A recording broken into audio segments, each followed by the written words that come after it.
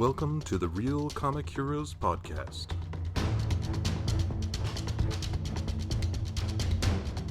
Your adventure into the world of comic book movies starts here. Greetings, citizens, and welcome to another adventure of the Real Comic Heroes Podcast. I'm Travis. And I'm Patrick. Ready for some characters. Hell yeah. Been doing good recently. I've known who people are. Yeah, we've had a good run lately. So I'm ready to take a fall. Right. Let's just jump right into it, shall we? Let's do it. Okay, so we got, looks like number 63 right at the top, and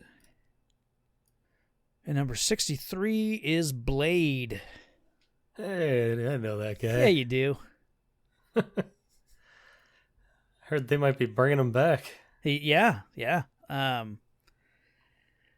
we'll get into that. So half human, half vampire? So initially, no. Okay, then I don't know who he is. I mean, it's the guy you know, but they tweaked Yeah. his different in the comics. yeah. From the movie. So in Gotcha. the original comics, I guess I should say he first appeared in Tomb of Dracula number 10 in July of 1973. Oh wow, didn't know it was that old. Yeah. So he was a British, vampire hunter, and was just a vampire hunter. He didn't have he wasn't the Daywalker. Didn't have superpowers.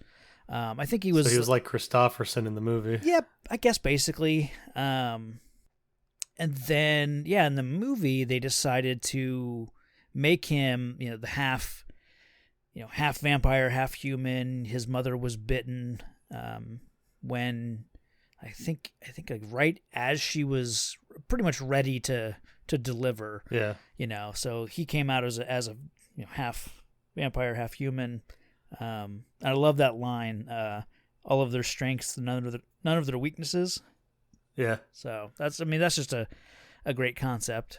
Yeah. Yeah. So the comic book's nothing like that, or does it morph into that at some point? So I think once they established that with the movie, and that kind of, as far as I know, that was a pretty popular aspect of the character. Good. So they altered it in the comics so that he got bitten by Morbius, the living vampire, and so then he did take on traits of a vampire. So basically, it brought him up to where he was in the movies. Gotcha. Yeah. So yeah. But I've never really, I don't know that I've ever really read any Blade comic appearances. He's popped up, I guess, in Spider-Man once or twice, maybe in the 80s. I know he did some crossover stuff with Ghost Rider, but I can't think of any times I've really read the character. They've kind of brought him back, in the last couple of years. They've tried to add him into the, main Marvel, roster of heroes. I think he was or is possibly still a member of the Avengers, or at least he's on an Avengers team. I don't know if it's the main one or what, but nice. Yeah. I never quite I have the same problem with Superman. Okay. So they age normally until they hit their peak, and then they slow aging. Is that Blade here? Yeah, I guess. That seems how Superman worked. Is he got to his peak physical. Right. Otherwise, he aged normally, it seemed like. Mm-hmm. Yeah, so I think that's a pretty common. Blade did the same thing. Yeah, I'm not really sure.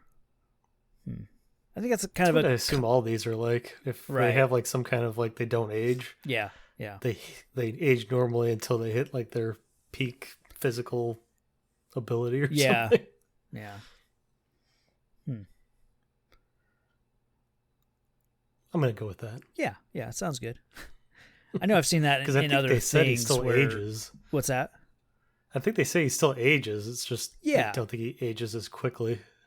Yeah, I think Like he's Whistler. not immortal or anything. I think he even says something to that effect. Like, Yeah, Whistler. That's he who Christopherson was. Jeez. those would be fun movies to get to because I really like that first one. The second one is really good too, but it's like it's a lot more of a Guillermo del Toro movie, you know. And the third one, it's a there's a lot of stuff going on. Yeah, but I shouldn't have done that one. Yeah. The behind the scenes stuff on that one is I think the craziest stuff, and there's like an interview that Patton Oswalt did about like his kind of, you know, his perspective of what it was like on set. So yeah, I was just playing Ryan Reynolds. He had a pretty crappy comic book run there. Yeah. Had that, and then sort of Deadpool. Right. Yeah. And then Green Lantern. So yeah, he had 3 strikes, and he wasn't out yet. So no, he just kudos to him. Keeps coming back. Yeah. Yeah. Kept trying. It paid off. No joke. But yeah, so Blade, you know, it's hard not to think of Wesley Snipes, you know, when you think of Blade. That's I mean, all I have. It's kind of just like, I mean, I don't know. I mean, probably his most iconic role, maybe.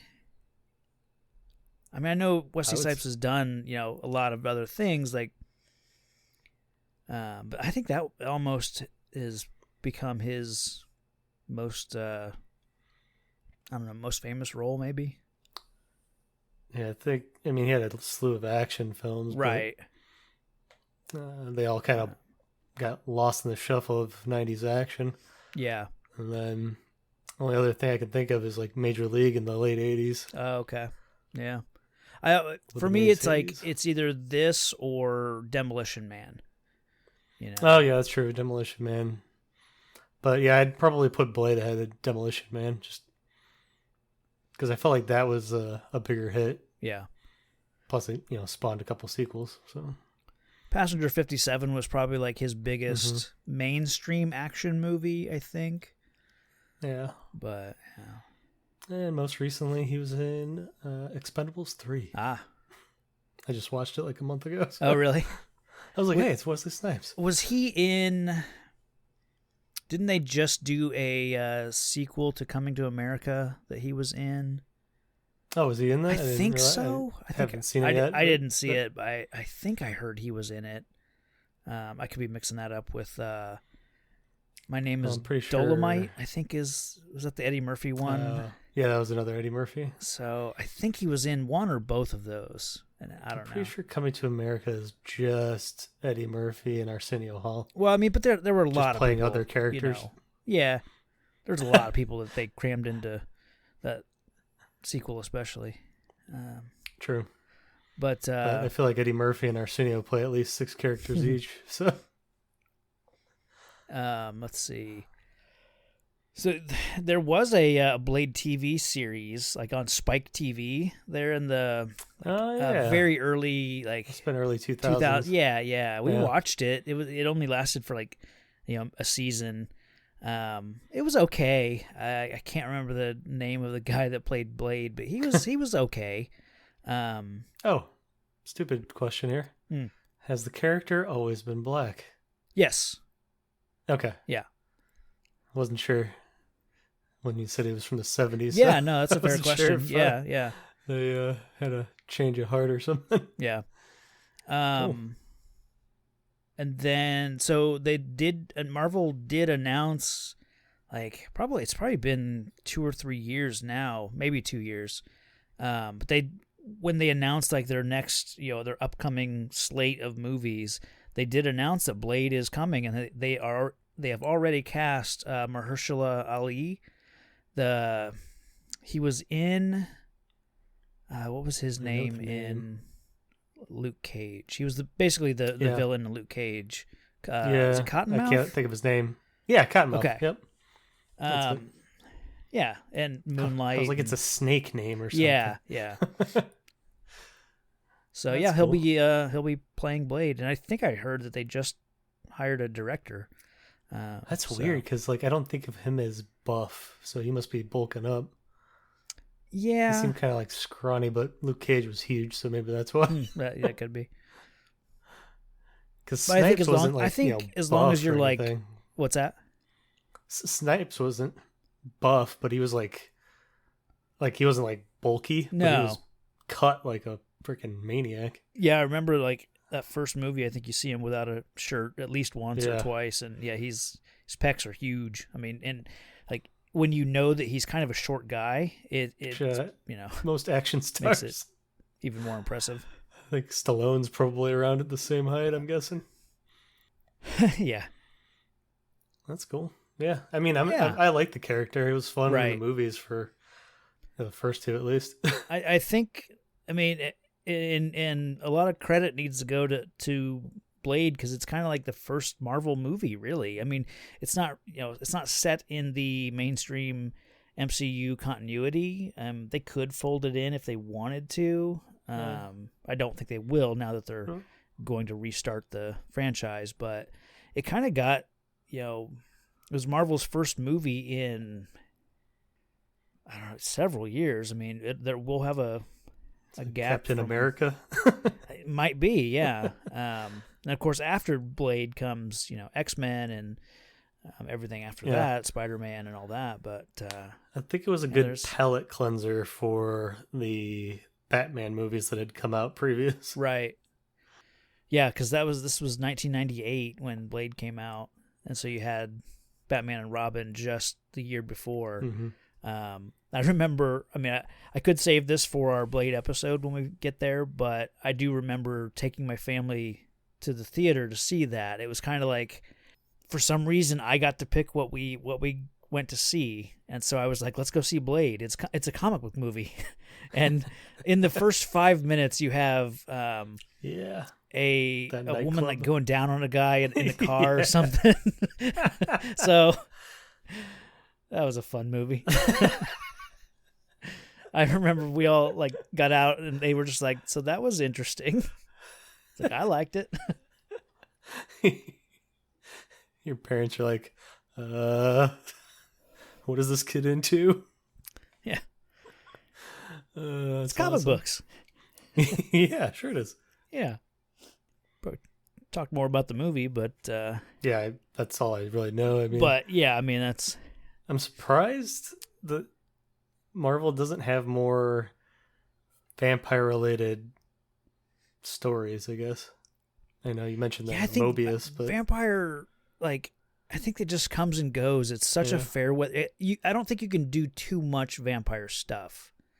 You need to do it a little bit at a time. So I think it's okay to have a character like Morbius and Blade, and then sometimes Dracula shows up in Marvel Comics, and then sometimes they deal with other vampires or whatever. But I think if you had if vampires were around all the time, I think it would just be too much. I don't know. because I kind of think of vampires as being like the early mutants. Yeah. Like, Yeah. they're technically a mutation of humanity, I guess. Sure. So I could see it not being like, vampires, but, a clan of vampire-esque beings that have been around forever kind of thing. Right. I don't know. I mean, there's just stuff you can play with immortal monsters, so Yeah, that's true. I don't know. I'm just surprised there's not more of that.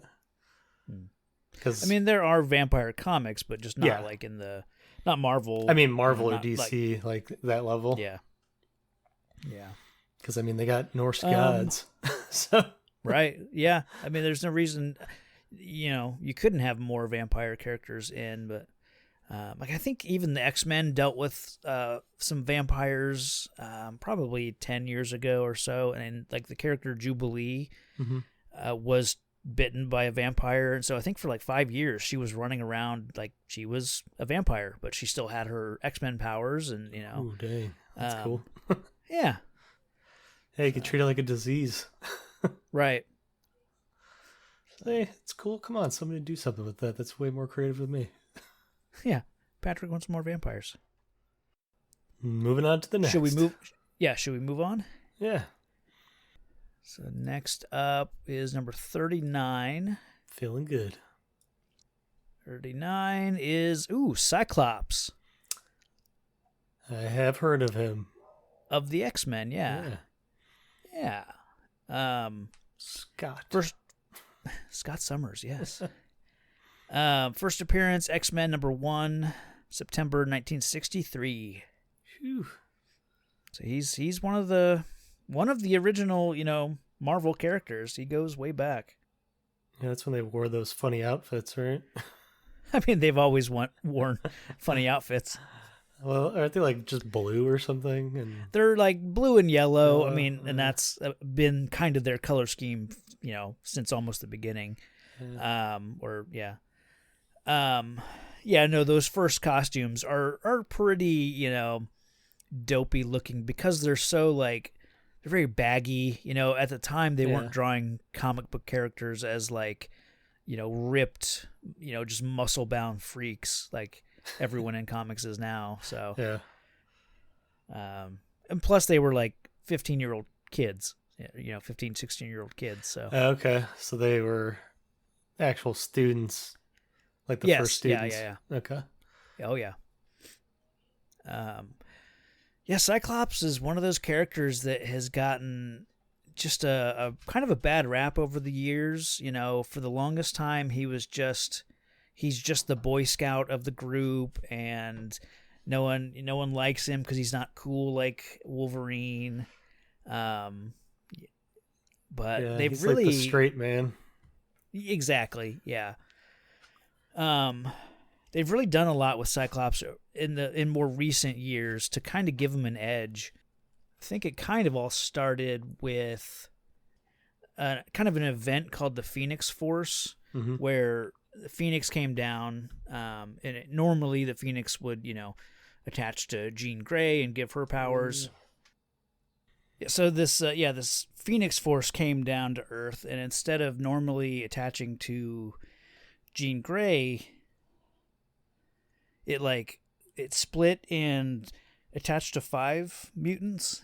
I think it was Cyclops, Emma Frost, Colossus, I think Namor, and one other person I can't remember. And so it was like basically everyone trying to take down, 5 people instead of 1. And in doing so, Professor X got killed. Oh. And it was basically Cyclops' fault. Cyclops killed Professor X. And so then Cyclops kind of became like, mutant enemy number 1. Basically, they put him in prison. He escaped. He formed his own, like, X-Men team. That's kind of like led to, like the more recent stuff where Cyclops is kind of he's become a really, I think, a more interesting character. He's not just the goody, the good Boy Scout type character anymore. So he's a little bit more like not quite like Magneto, not quite that like bloody past, but he's a little bit more ruthless now. So okay. Weird. I like reading him in the current like X-Men run. He's pretty cool. So yeah, I think I know mostly as the Boy Scout or the emo boyfriend that lost his girlfriend. Yeah, I wish they wouldn't focus so much on that with like the X-Men movies. They really try. I think they wasted so much time on the love triangle. Between that was stupid. Logan and Jean and Scott. Like, you don't need that love triangle to. It's just too much to try and cram into, those movies. I think. But, well, that I never thought Wolverine had a chance. Yeah, I mean he's just kind of an asshole. Like, moving in on, and a relationship that's like already established, So. Yeah, I mean, there was no like, oh man, I wonder if she's gonna pick Logan. Yeah, I never once thought that. Let's talk about the power though. I know he shoots lasers out of his eyes, like a big beam of energy or something. So that's one of my like I don't know, like pet peeves in comics is the misuse of Cyclops' powers, because sometimes they are displayed as if it is like a laser beam, and that's not what it is. It's a concussive blast, so it's more like a force of it's like an energy blast, like you said, but it's more like forceful. Like he could punch a hole in a mountain, is kind of how I first ever like heard it described. You know, it's it's just like an intense blast of like I guess concussive force is the best way to put it, but yeah, it's not. Yeah, really they don't do like, a good job of that in the movies, right? Yeah, because it's not like it's not a heat ray, it's not a laser, you know, it's not like heat vision like Superman, and I think like they've used beam. it that way a few times in the movies, and even in comics, I think it's, you know, it's never like 100% one way or the other, but it is meant to be like a forceful blast and not like a laser. Well, I know the magical goggles, we'll call them, can focus the energy, right? It's and his intensity or something. The ruby quartz lenses. Yeah, that's what allows him to. I mean, it's what keeps the blast at bay, and then with the goggles, I think it basically just opens up the like shutter, if you will, and just lets all that, you know, power out. Some strong quartz. Yeah. That's just I never pure, really understood. I just chalked it up to magic doohickey. Yeah. Because if it could take out a mountain, I think it could take a pair of goggles. Yeah. Because is he related to the dude in the First Class movie with the chest beam? Yes, that's it. So that is in comic book canon. That is his little brother, Alex Summers. Okay. The Summers family in X-Men is the family tree is ridiculous, because Cable, like, you know, Cable, who's the guy who time travels, Mm-hmm. you know, he was in the Deadpool sequel. Yeah. Like, that's Cyclops' son. But he, like, you know, he shows up as he's older than Cyclops, and Scott Summers, his brother Alex Summers. There's another brother. I think he goes by the name of Vulcan. I think he's a Summers brother. And their father is like a space pirate out, you know, in he's like Han Solo kind of. He leads the Starjammers. Then somehow you got Mr. Sinister is involved somehow, and then you have the character X-Man, who's Nate Gray, who I think is a clone of Cable. So it's so convoluted, but you know. Okay. Yeah. Seemed like similar beams just coming out of different areas. Yeah. Oh, and the cool thing about him and Havoc, their powers can't affect each other. Like Cyclops can't, you know, blast Alex with his his beam. That's weird. Yeah. Okay. Yeah. So they're like polar opposite beam energies or something? I don't know what it is. I don't know. It's so stupid.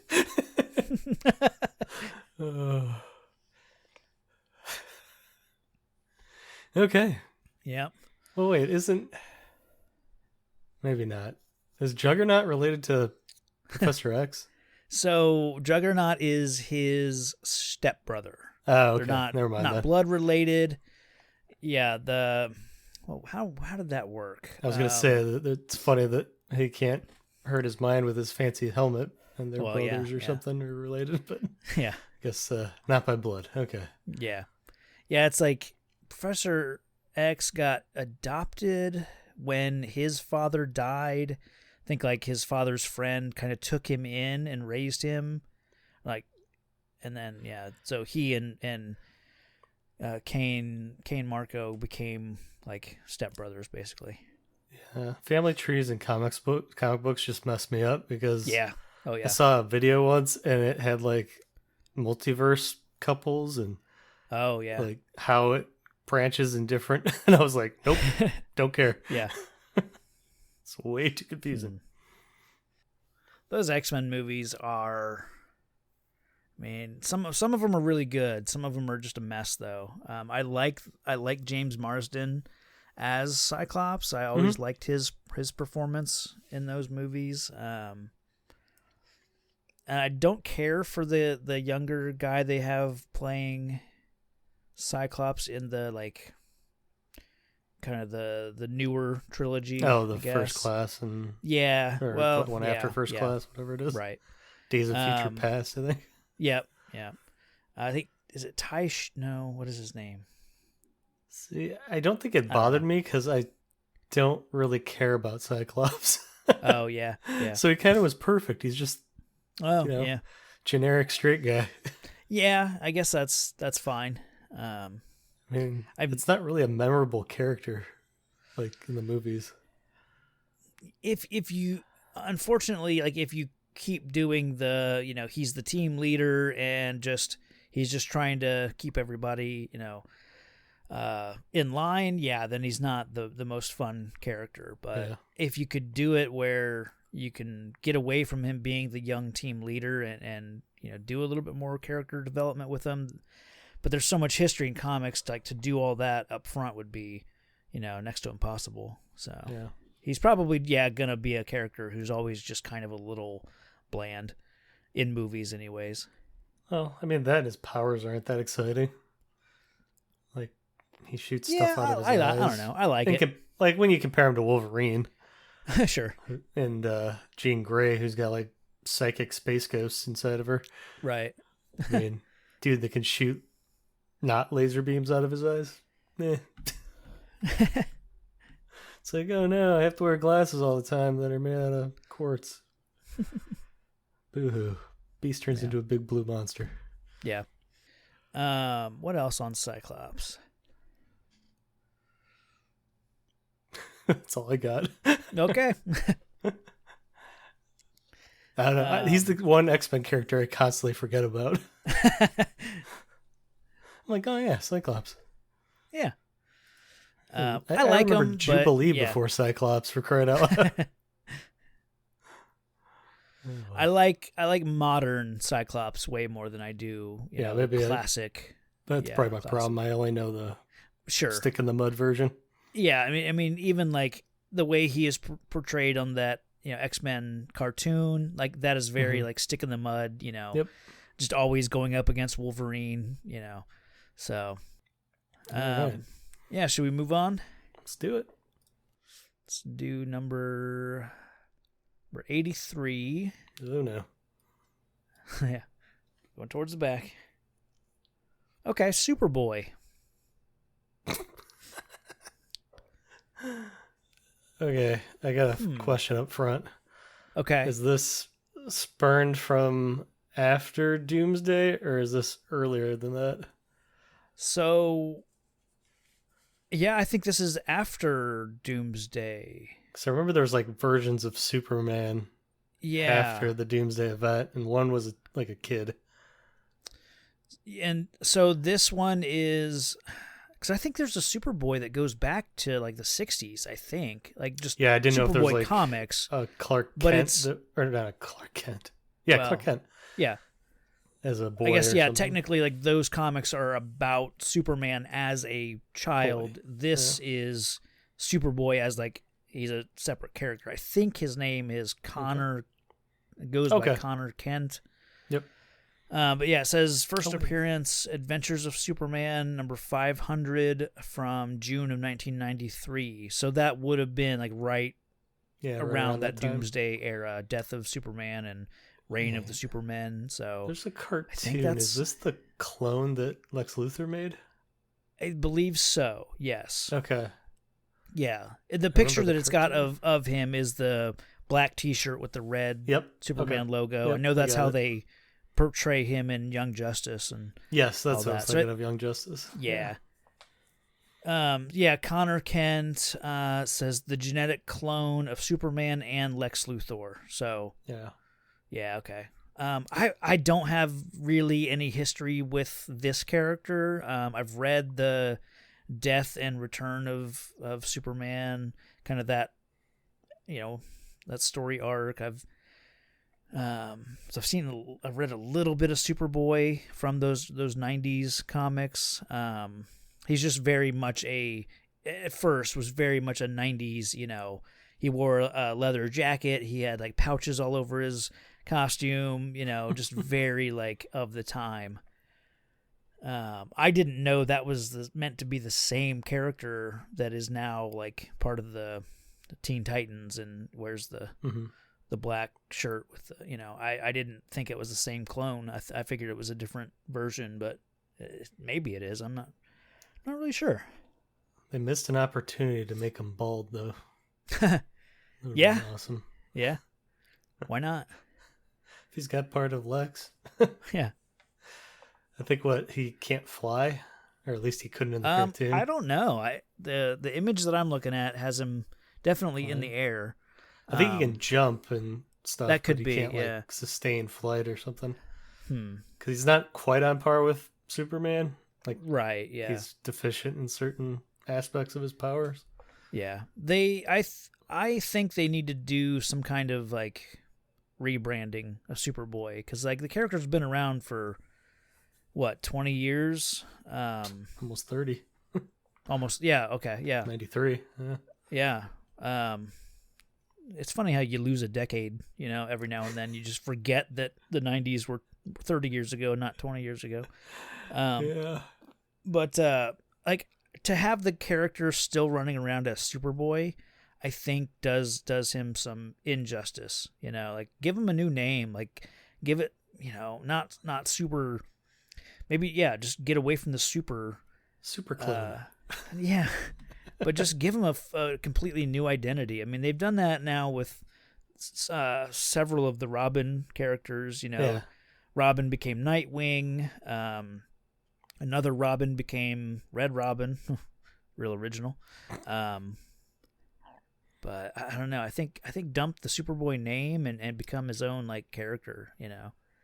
Yeah, I think it's hard to do because he doesn't have a cool bird-related name to spin off of. Yeah, but I don't know. It'd have to be totally something different because Superboy is so generic. Yeah. It'd be yeah, I have no idea. It'd have to be something totally unique. I don't know. Yeah. But that's why we're not being paid to write for DC. Just Connor. That just broke my brain trying to think of something. I was actually just talking to some people about where the name Nightwing came from, and so when Robin becomes Nightwing, he got the name Nightwing from Superman, because Superman had told him about kind of some Kryptonian legend of this these two heroes on Krypton. I think it was Nightwing and Flame Bird. Two heroes, I guess. So Robin was inspired by that, and so he kind of took on the name Nightwing in honor of Superman. So maybe Superboy needs to be called Flamebird. I don't know. How about Okay Man? Because he's not quite super. He's just okay. Not bad guy. Yeah.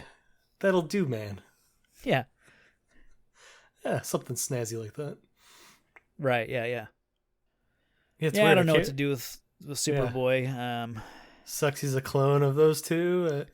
I never got the impression he was a super genius. I don't know. I've not watched enough Young Justice or smart for having Lex's genes. I don't know. You'd think so, yeah.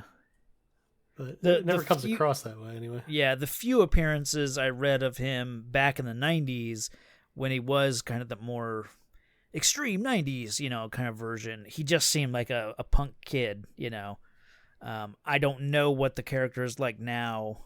He just, the few times I watched a little bit of Young Justice, he just seemed very stoic and very, because he was like, he's just finding out that he's a clone, I think, and just very like, not angry and full of rage, but just like didn't know where he fit in, just felt like I'm just a copy of Superman, a lesser copy of, so. Okay, well, Superboy TBD. Yeah. And I mean, he's number 83. That doesn't seem, that seems kind of fitting in relation to like this list. I mean, but you want to move on from Superboy? Yeah. Let's do number 68. 68 is Iron Fist. Iron Fist. You know this guy. Is that the dude? You've seen his less popular Netflix show. Okay, it is that one. Okay. Yeah. I'm like, there's so many fist related names. I'm trying to remember if that's the right one. Okay. Yeah, Iron Fist, first appearance, Marvel premiere number 15 from May of 1974. Yeah, I think in the 70s, Marvel was like, I mean, that's when they were coming up with the characters like Blade and Morbius and, Shang-Chi. They were getting really into like martial arts because, Bruce Lee was so huge. And that's when you get like Luke Cage and especially Iron Fist. Like a lot of those, like that 70s era was kind of filled with new and different characters, I guess. But yeah, Iron Fist is Danny Rand, who's like, I think the Netflix show, I think, is pretty faithful to the origin, where you've got like, it's a lot like Green Arrow, Oliver Queen, like his family. I think with Iron Fist, like his family's plane goes down in the Himalayas, and he gets, somehow gets in. What is the fantasy place in Marvel? Shangri-La? No, I think they might even use it in Camartage is what they use in Doctor Strange. Yeah.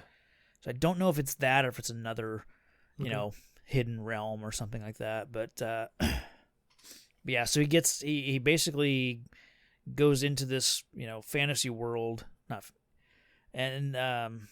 is kind of trapped there or something like that. Like the window to that world only opens like once every however many years, 7 years probably. And yeah, I think he basically just spends all that time training, and he becomes the Iron Fist, and it gets like some power. I think it's like, if I remember right, he plunged his fist into the heart of a dragon called like Xiaolao the Undying, and that like transferred all that power to him, and so like his fist became, the Iron Fist. Like he can, with a punch from that hand, I think he can like destroy anything basically. Or plus he's like supposed to be Marvel's like best martial artist, I think.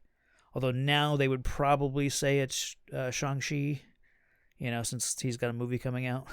Yeah. Movie Trump's Netflix show. Right. I've never heard of Iron Fist before the Netflix thing, and I've never heard of Shang-Chi either until the movie started getting talked about. So this seems to be an era that was forgotten for a while as far as marketability goes for the common mass. Because know nothing about Iron Fist other than a glowy fist that hits stuff. Yeah, they've done in the 80s, 90s, and they were always he was always paired up with Luke Cage, so they became like best friends, and formed it was called Heroes for Hire. They became essentially, you need a hero, you hire us. So they became private heroes kind of thing. So, so there's several series of them running around together. Pretty much in that gritty New York area, like Hell's Kitchen, like Daredevil, and just so. Well, just so you know, when they said a Luke Cage movie was coming out, I confused it with Johnny Cage. Oh, okay. That was the only Cage I knew, so, other than Nicolas Cage. But yeah, I never heard of Luke Cage until his show either. Yeah, Nicolas Cage took his name Cage from the character Luke Cage. Did not know that. Little fun fact for you. Weird. Yeah, I mean, aside the Netflix show, his was definitely, I think, the lesser of the four, the four Defenders characters. Mm-hmm. But I do think then the Defenders movie, I think was it took the most from Iron Fist, as far as the villain that they were fighting and sort of a lot of the setup for the movie came from his series. So okay. I guess I gotta watch it then. I forget if they did a second season of Iron Fist. No, they didn't. Okay. I only watched the season first. Of Luke Cage. Okay, I didn't watch that one. But yeah, and the Iron guy that got Fist. to play him was okay. Wasn't I don't know. Wasn't particularly great or terrible. Just kind of very bland. But Yeah, I think I'm just bored of rich people being superheroes. yeah. Maybe that's just me. That's why I liked Luke Cage better. Sure. Oh yeah. A different kind of story. Yeah. Because Luke Cage, it felt like I was in Harlem, right, and that was a place. Whereas in Iron Fist, I felt like I was in Metropolis, Gotham. Oh, okay. No name city, yeah, just generic big city. Yeah. No, I can see that. So, it's it had characters that were, essentially these rich kids who were trying to take over their father's business, and it was very just It seemed like a CW show. Yeah. That's. I would agree with that. Of the group of them, that was his was the most CW-esque. Yeah.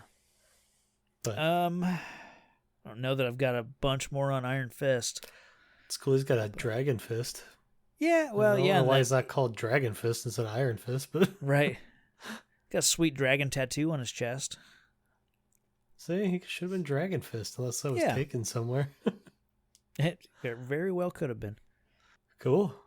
Yeah. Yeah. Knew all of them. Right. Yeah. Wrap it up there. Okay. All right.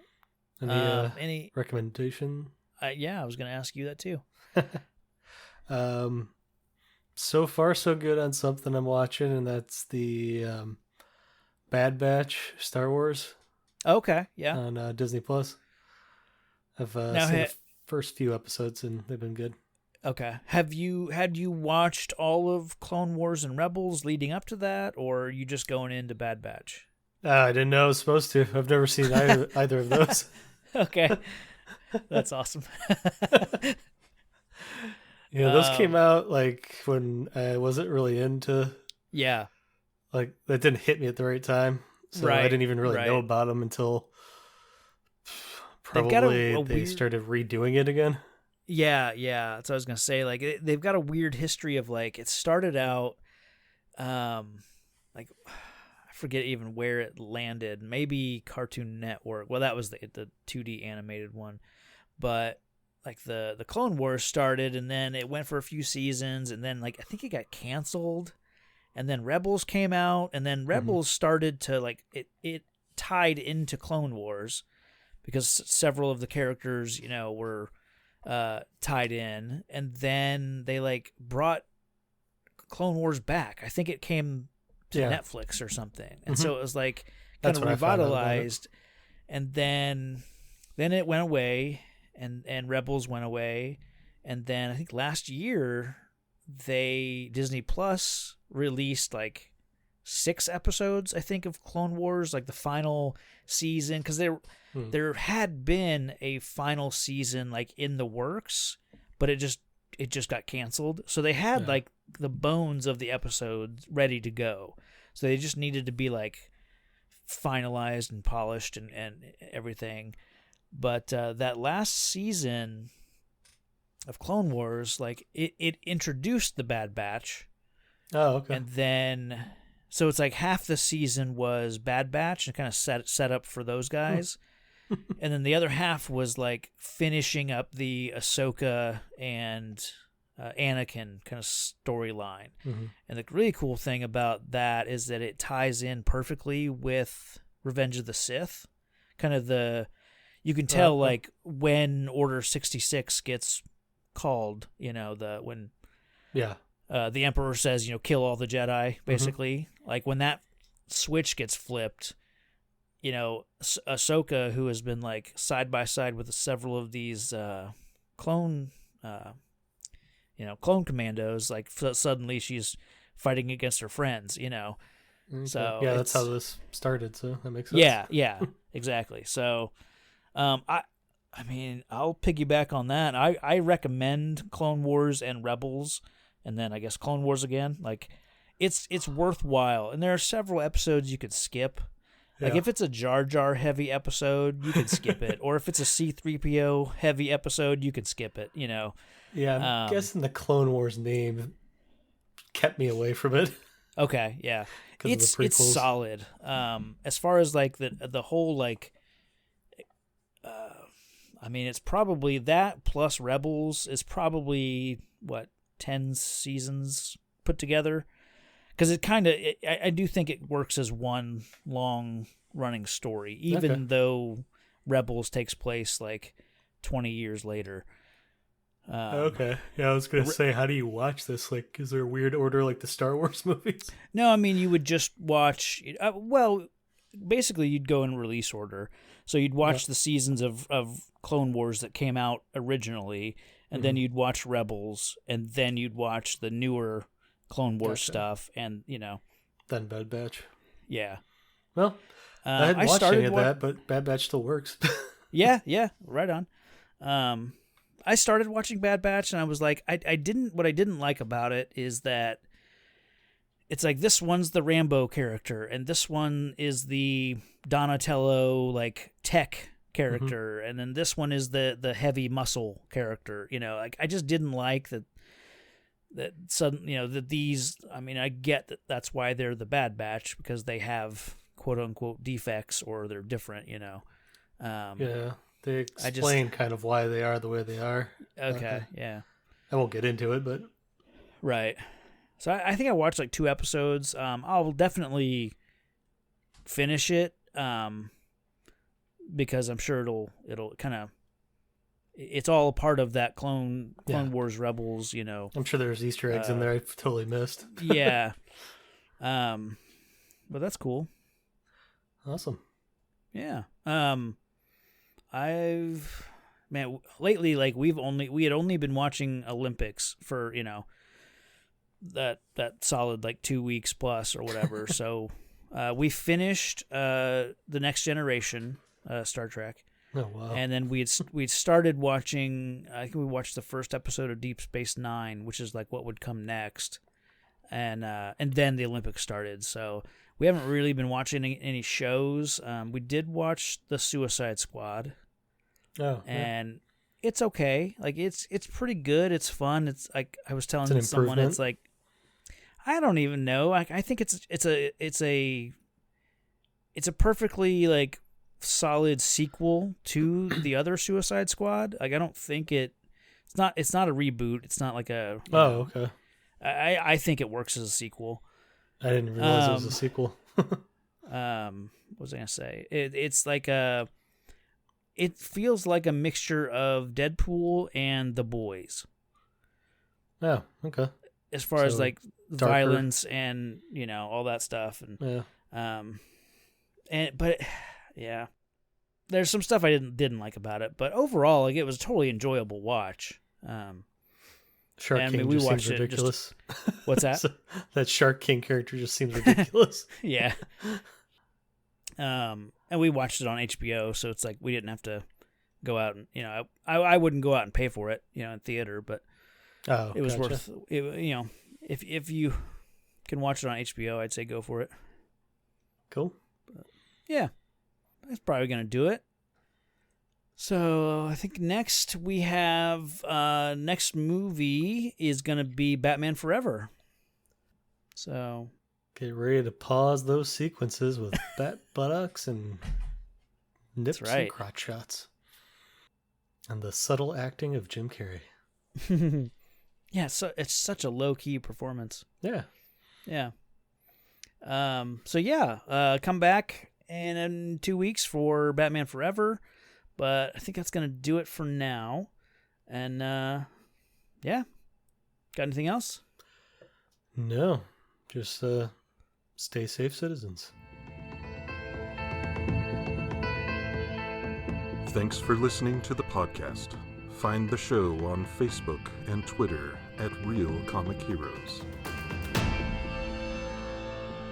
All music and audio are the property of their respective creators.